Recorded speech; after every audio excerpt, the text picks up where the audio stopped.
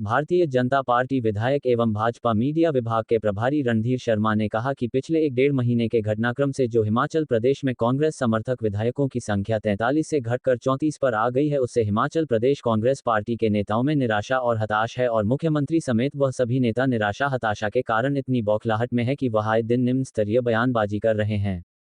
जिन विधायकों ने कांग्रेस पार्टी को छोड़ा है, उन विधायकों पर बिना प्रमाण के, बिना तथ्यों के आरोप लगा रहे हैं कि वह विधायक बिक गए हैं। उन विधायकों को काले नाग की संज्ञा दी जाती है, कभी उन विधायकों को भेड़ कहा जाता है और कभी उनको मेढक की संज्ञा दी जाती है।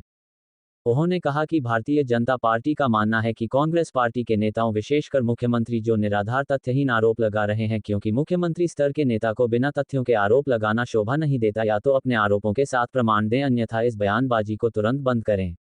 पंजाब दस्तक के लिए सुरेंद्र राणा की रिपोर्ट।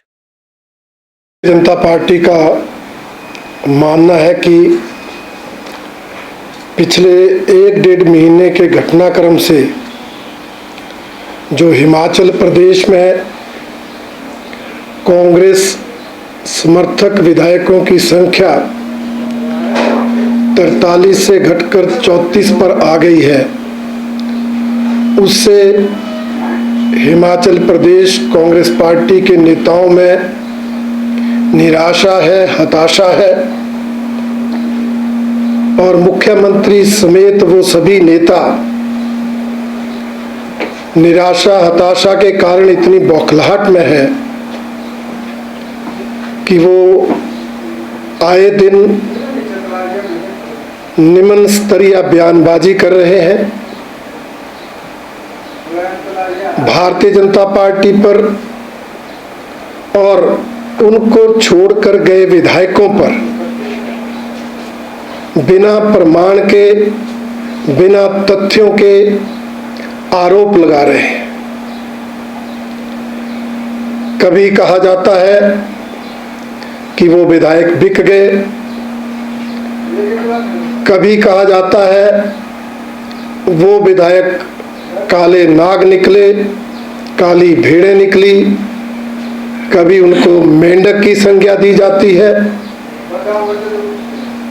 परंतु असली वजह, असली कारण पर कांग्रेस पार्टी के नेता आंखें मूंद कर बैठे। भारतीय जनता पार्टी का मानना है कि कांग्रेस पार्टी के नेताओं, विशेषकर मुख्यमंत्री, जो निराधार तथ्यहीन आरोप लगा रहे हैं, उनसे वो बाज आए, क्योंकि मुख्यमंत्री स्तर के नेता को बिना तथ्यों के आरोप लगाना शोभा नहीं देता। या तो वो अपने आरोप के साथ, अपने आरोपों के साथ प्रमाण दें, तथ्य दें, अन्यथा वो इस बयानबाजी को तुरंत बंद करें। वो इस बात को समझें कि क्या कारण रहे कि उनकी पार्टी इस कदर विघटित होती चली गई कि आज उनके विधायकों की संख्या 43 से घटकर 34 पर आ गई।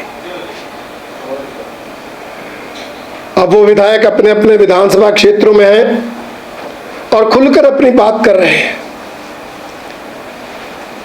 उन्होंने शुरू से कहा है कि वो इस सरकार की 1 साल की नीतियों से परेशान थे, तंग थे और मुख्यमंत्री महोदय की कार्यशैली ने उन्हें इस कदर विवश किया कि वो उस पार्टी को छोड़ने पर मजबूर हो गए जिसमें उन्होंने अपने जीवन जो है वो पूरा व्यतीत किया था। आप सब जानते हैं, उन्होंने ओपनली कहा कि इस सरकार ने 1 साल में अपने चुनावी वायदे पूरा करना तो दूर, अपनी गारंटियों को पूरा करने के प्रति गंभीरता नहीं दिखाई। उन्होंने कहा जब जब वो सवाल उठाते थे उसे टाला जाता था। यही नहीं, इसके अलावा विधायक निधि को रोकना, विकास कार्यों को रोकना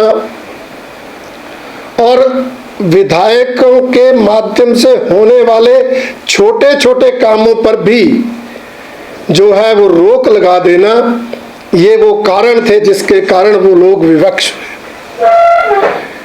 इसलिए मेरा मानना है कि मुख्यमंत्री महोदय को दूसरों पर दोषारोपण करने की बजाय अपने गिरेबान में झांकना चाहिए, आत्मचिंतन करना चाहिए, आत्म मंथन करना चाहिए कि क्या कारण कि वो मुख्यमंत्री होते हुए भी अपनी पार्टी के विधायकों को संतुष्ट नहीं कर पाए।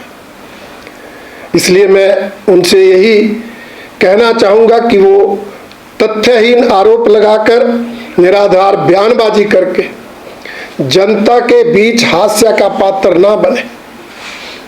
मुख्यमंत्री पद की एक गरिमा होती है। इस तरह हर तरह की घटिया संज्ञाएं देकर विधायकों को अपमानित करना बंद करें।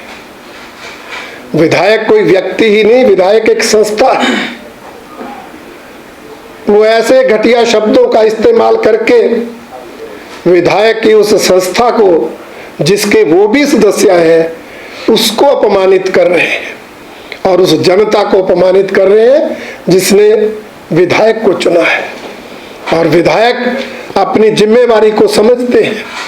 जब उनको लगता है कि वो जीत जाने के बाद, सत्ताधारी दल के विधायक होने के बावजूद अपने कार्यकर्ताओं के काम नहीं करवा पा रहे, अपने कार्यक्षेत्र में विकास कार्य नहीं करवा पा रहे, जिन वायदों को लेकर वोट लिए थे उन वायदों को पूरा नहीं करवा पा रहे, तो अंत में जाकर इसके लिए उनको मजबूर होना पड़ा। इसलिए मुख्यमंत्री महोदय मुख्यमंत्री पद की गरिमा को ठेस भी ना पहुंचाए और जनता के बीच हास्य का पात्र भी ना बने। हमारा मानना है कि यही नहीं, भारतीय जनता पार्टी के प्रति आज देश भर में आरक्षण है, आकर्षण है। देश भर से कांग्रेस पार्टी के नेता, अन्य विपक्षी दलों के नेता आदरणीय प्रधानमंत्री नरेंद्र मोदी जी के व्यक्तित्व और कृतित्व से प्रभावित होकर भारतीय जनता पार्टी में शामिल हो रहे हैं।